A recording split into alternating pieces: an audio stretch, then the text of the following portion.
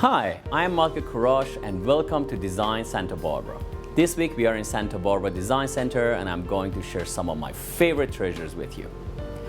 I look at these artifacts as a gateway to the past. They connect us to our descendants and enrich our lives by showing us a glimpse into what life was like thousands of years ago. Our first two pieces come from Egypt. Egypt is one of the cradles of civilization, and its origins stretch as far back as 10th millennium BC. Ancient Egyptians were responsible for some of our earliest development of writing, agriculture, urbanization, government, and religion. Ancient Egypt is also known for its incredible feats of engineering, including the Great Pyramids of Giza, the Sphinx, and the Valley of the Kings. With the discovery of King Tutankhamun's tomb in November 1922 by the British archaeologist Howard Carter, the Western world became enthralled with Egyptian culture. Egyptian influences were soon seen in jewelry, fashion, and even motion pictures. Ancient Egypt is divided into several periods of history, with Middle Kingdom spanning 2700 to 2200 BC. In this time, Egypt saw the unification of the kingdom into one central government, ruled by the pharaohs in the capital city of Thebes and worshipping the god Osiris. Egyptians of this period experienced a great prosperity through agriculture along the Nile River and the development of art and culture specifically for entertainment purposes. Papyrus, the earliest form of writing paper, was developed in ancient Egypt and led to the documentation of the country's history in greater details than ever seen before. Furthermore, we are able to understand these ancient texts due to the Rosetta Stone. This 45 by 30-inch stone depicts the same text in two forms of Egyptian and ancient Greek. Its discovery in 1799 truly changed our understanding of ancient languages. This takes us to our first antiquity. This textile comes from the Middle Kingdom and is over 4,000 years old. While ancient Egyptians cared greatly about their appearance, often wearing headdresses and makeup, fashion greatly remained the same for hundreds of years. This piece of fabric is finely made and would have belonged to an upper-class citizen from this era. I'm in awe of the fine quality of this work from so long ago. Now let's move several thousand years into the future, to the 5th century AD. After the development and spread of Christianity, a sect of Middle Eastern Christians known as Copts came to prominence. Today, the Copts represent a significant population of Egypt, totaling 12 to 15 million. This Coptic pattern from the 5th century represents a time where the Christian faith was rapidly spreading across the known world. It employs ancient Egyptian weaving techniques, but incorporates Christian iconography. Though only a partial fabric, finding a piece this intact is a true feat. Often pieces of this quality are only found in museums. A similar piece is currently on display in the British Museum in London. I hope you have enjoyed this look at these two pieces of Egyptian textiles. Though they are from very different eras, they demonstrate an exquisite level of craftsmanship and allow us a window into a long-gone era. Stay tuned. We will be back with more antiquities after the break.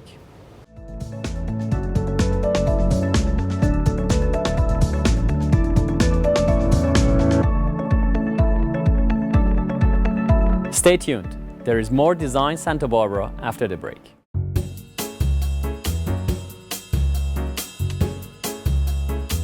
This week on Michael's Minute, we are going to talk about rug cleaning and restoration. A fine rug is a family treasure often passed on from generation to generation. Rugs need to be properly taken care of to ensure their survival and protect your investment. At Santa Barbara Design Center, we are the foremost experts in professional cleaning, repairing, and preserving your rugs. Rugs should be hand washed every 3 to 5 years to maintain structure. When was the last time you washed your rugs? Proper cleaning can extend the longevity of your rug, whereas steam cleaning can damage it. Restorations by Rugs & More include hand stitching, fixing fringes and sides, and reviewing worn pile. For the finest restoration and cleaning, bring your rugs into Rugs & More at Santa Barbara Design Center today. 410 Olive Street.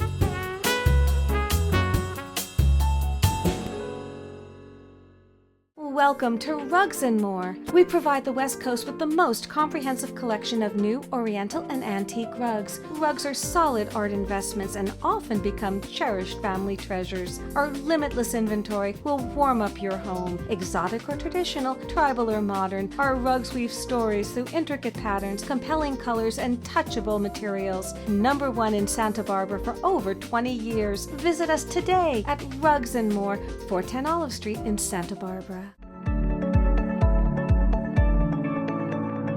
Welcome back to Design Santa Barbara. Today we are in Santa Barbara Design Center looking at some incredible antiquities. Next, I would like to show you a piece from my personal collection. This clay sculpture comes from the island of Crete, present-day Greece, and dates to approximately 1500 BC, over 3,000 years ago, during the era of Minoan people. Minoans are often considered the first link to the chain of European history. Minoans, like Egyptians, developed early writing, agriculture, and religion.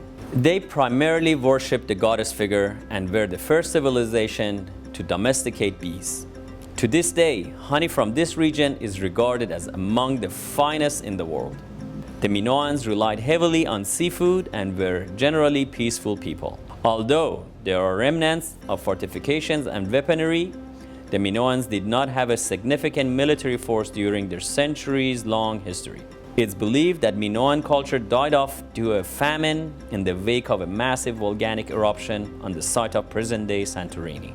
This piece of Minoan art is from the Middle Bronze Age and represents a high water mark in the culture. The primary representation of Minoan art still around today is pottery and clay. The world's largest collection of Minoan art is currently housed in the Museum of Heraklion in Knossos. I like to look at this piece and think about the inspiration for it. It looks like a horse, but you can see painted stripes. And it looks like it could be a giraffe or zebra. Could the artist possibly have seen one of these exotic animals? Who knows? That's what I love about ancient art. You can never know everything about it, so it leaves a lot to imagination.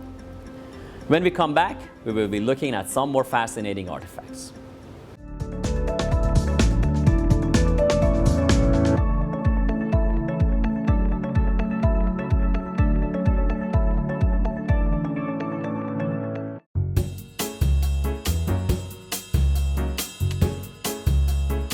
Today on Michael's Minute, I'm gonna talk about what makes a good sofa versus a great sofa. This one is called Malibu and this is called Malibu 2.0. What makes a difference is for the Malibu, we use industry standard wrap, which is a polyester. For the 2.0, we use a blend of angel hair, which is a synthetic down, and down itself. On top of that, we use two different fabrics for them. For the regular Malibu, we use 100% polyester fabric, which is very long lasting and has 30,000 double rub, which is very durable. For the 2.0, we use the highest quality linen in the market. I would like to invite you to come and see these in person. Come see me at Santa Barbara Design Center, 410 Olive.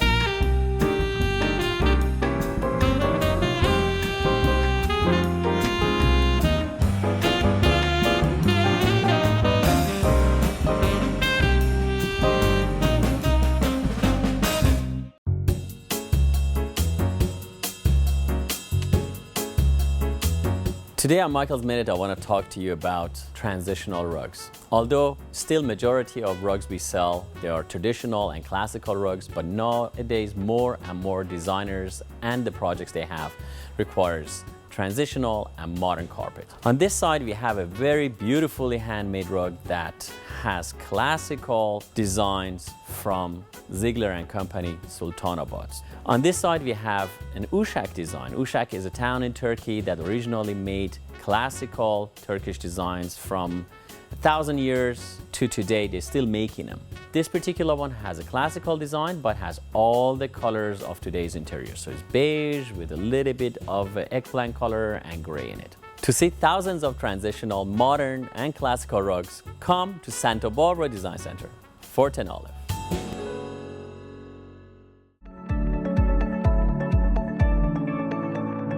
Welcome back to Design Santa Barbara. This week we are exploring antiquities from around the world. Next, I would like to share with you 3 different shawls from different places. Today, I would like to show you these 3 shawls. What's remarkable about these is that despite having a strikingly similar design, they come from vastly different regions. These shawls come from Kashmir, Rasht, and Kerman, Iran. Can you believe that? There are nearly 1,000 miles separating each one of these shawls.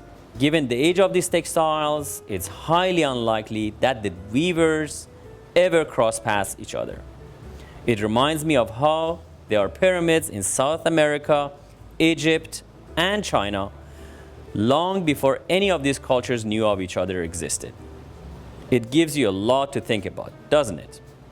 So what is striking about these 3 shawls are their exact same designs, and they have had the same inspiration, but their weavers have never seen each other, although they produce the same results.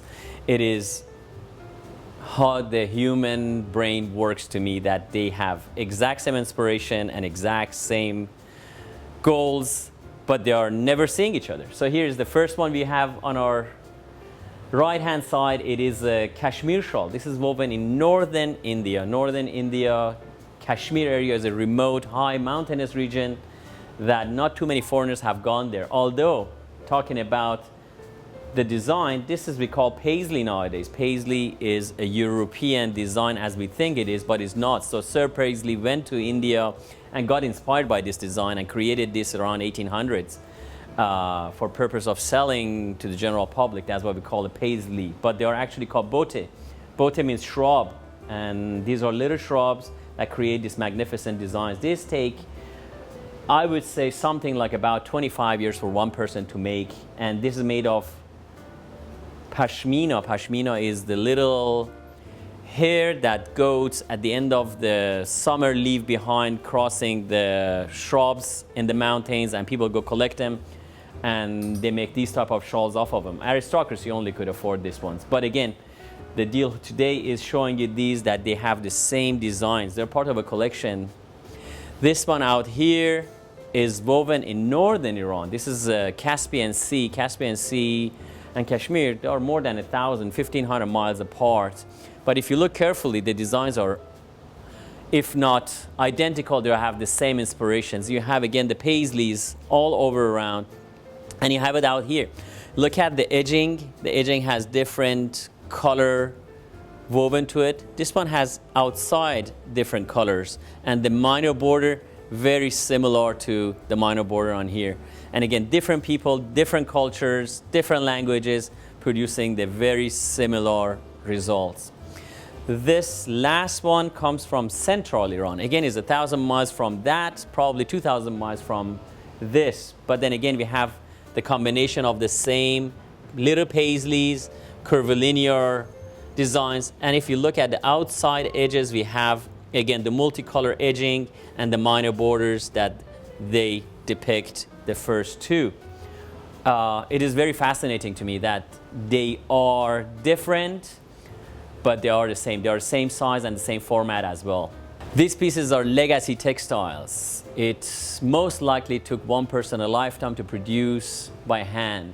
It shows the dedication to one's craft and the result of details, hard work, which is often lacking in industrial pieces. I hope you have enjoyed this week's look into antiquities. If you wish to view these pieces and many more, please come to Santa Barbara Design Center and see me.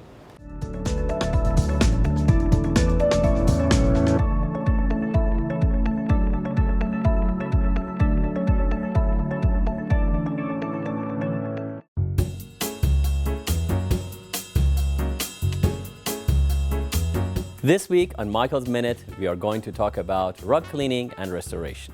A fine rug is a family treasure often passed on from generation to generation. Rugs need to be properly taken care of to ensure their survival and protect your investment. At Santa Barbara Design Center, we are the foremost experts in professional cleaning, repairing, and preserving your rugs. Rugs should be hand washed every 3 to 5 years to maintain structure. When was the last time you washed your rugs? Proper cleaning can extend the longevity of your rug, whereas steam cleaning can damage it. Restorations by Rugs & More include hand stitching, fixing fringes and sides, and reviving worn pile. For the finest restoration and cleaning, bring your rugs into Rugs & More at Santa Barbara Design Center today, 410 Olive Street.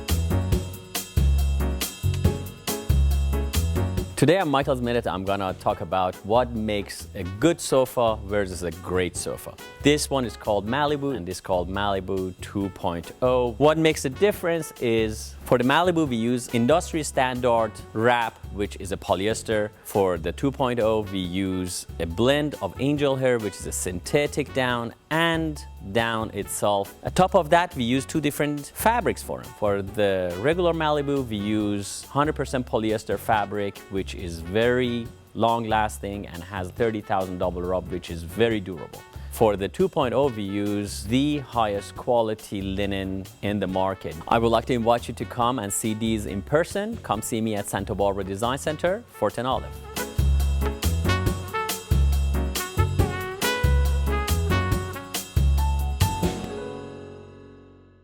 Welcome to Rugs & More. We provide the West Coast with the most comprehensive collection of new, oriental, and antique rugs. Rugs are solid art investments and often become cherished family treasures. Our limitless inventory will warm up your home. Exotic or traditional, tribal or modern, our rugs weave stories through intricate patterns, compelling colors, and touchable materials. #1 in Santa Barbara for over 20 years. Visit us today at Rugs & More, 410 Olive Street in Santa Barbara.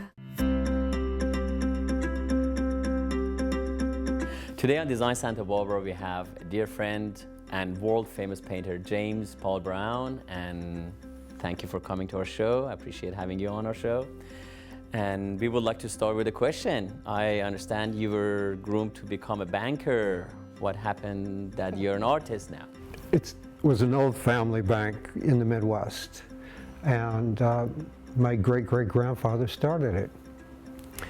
And there were 4 boys in the family, and so then my grandfather was head of it, and then my father was head of it, and so I did go for an MBA in banking at Northwestern.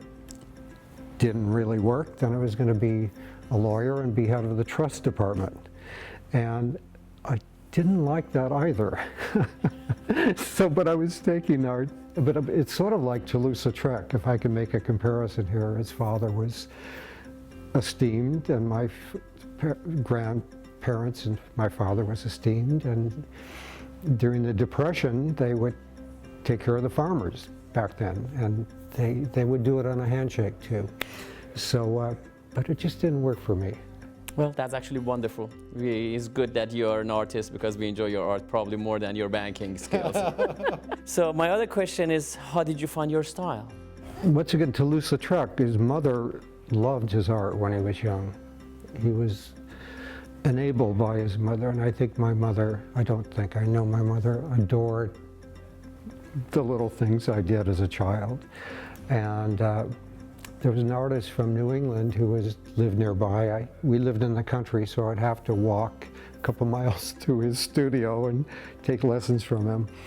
And it was really enabled by my mother, who was so fond of anything I did, actually.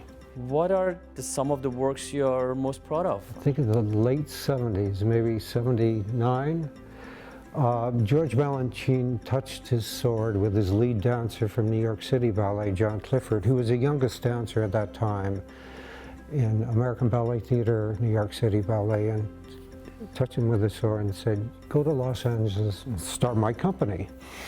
So I had the honor of being Degas.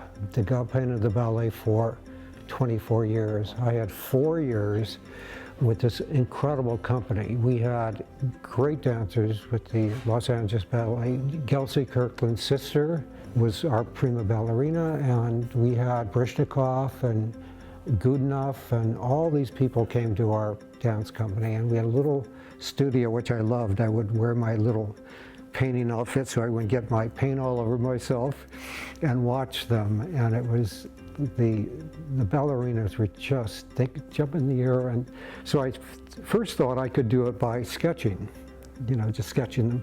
They wouldn't hold still, we're in the air, and so that was a problem. So Degas took pictures. I found out eventually that, you know, that he took pictures of these ballerinas at the studio getting ready and on the bar, et cetera, which led me in '84 to, well, after that I painted the Pan Am Games, so I painted, that was in Venezuela at the time, so I painted the president of Venezuela. That was for CBS television, as I remember. Then that led into the '84 Olympics. There was David Hockney and Leroy Neiman and myself were the artists for that venue. Oh, wonderful. And Hockney painted his friends in his pool. He lived down in LA then. And I painted, I think Diane Ladd was our movie star who was coached on swimming and so forth. So we were at the pool looking over our incredible swimmers. So that's what got me painting the Olympics. So that led to Wimbledon and Torino as the artist for the Winter Games, and most recently the last Olympics for the Swimming Hall of Fame. Did all of the swimmers that we had on the team. That's why I hear. Yeah, back then they wouldn't pose for me either. They wouldn't, you know, pause for breath. They were swimming. So at the Hall of Fame in '84, there's a wall in Fort Lauderdale, the Swimming Hall of Fame. Half of it's Leroy Neiman, half are my paintings of people in the water. Oh, that's wonderful. Participating, and so those are incredible athletes too. So James, I know you painted a lot of very famous people around the world, and how do you approach a portrait of a noted person? I'm thinking that I used to be a runner, as I mentioned before, and I used to live in Malibu, so I would run with Chris Christopherson. This is not going to answer your question, but eventually I will. And at the end of the race, there were like hundreds of women waiting for, I tried to stay with Chris, so a little behind him. I get it. Waiting for Chris. Back then he was huge, yes. And he was such a great guy back then. Let's see, I painted Lee Strasberg. Taught Marilyn Monroe, James Dean, Marlon Brando how to act. Oh, wow. So I painted Marilyn Monroe. You painted Marilyn Monroe? Yeah. Oh, wow. Yeah. It's in a collection and down in LA, and I painted James Dean. That's an interesting story because Lee married Anna Strasberg, who was younger than he. She lived on Central Park West in New York. So I went to her apartment near the Dakota, and she had the dress. She had Marilyn Monroe's dress, which I think is up for auction, and she had the piano and other Marilyn Monroe memorabilia. So and down in LA, there's it's Actor Studio, I think it's called. So David Strasberg is younger and still around, and they made a mural of my painting, which I think is 12 foot by 10 foot. It's a mosaic. But many people other than, I'm trying to think of other people that I painted other than athletes. We did paint the Grand Prix, the auto race for Monaco. I was the artist for that. I painted my wife as a mermaid over Cannes. I was the artist for the Cannes Film Festival.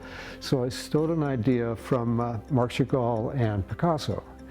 because they had mermaids over Nice, I think Picasso had, and maybe Chagall too. So I had my wife's mermaid over Cannes. That's nice. So that's did well. That's wonderful. So can you please tell us about the beautiful works of art you brought today?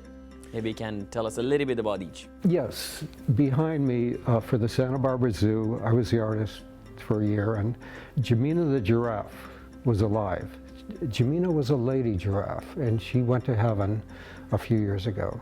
And this is the famous giraffe we had in town, probably people don't know it, with the crooked neck. She was our major tourist attraction. Jemina was, people would come far and wide to see Jemina the giraffe with the crooked neck, and she was so cute, as you can see. Absolutely. This painting. This is inspired by Van Gogh a long time ago. It's more of a female version of Vincent. This was a wine label. Oh, wine label. Yeah, this was a wine label. So when you go in the reserve, where they have the reserve wines at this beautiful winery called Sunstone, you feel like you're in Provence there. And so that was a wine label. This is a path through the forest, this book, and if you go into Bouchon restaurant, our fine dining restaurant here, they have many paths through the forest. It's on my art of Bouchon, so. Wonderful. I thank you very much. That has been most informative and one of the most nicest segments we have ever had. I thank you for joining us and looking forward to have you again. Oh, thank you. Thank you, Michael. All right. Cheers.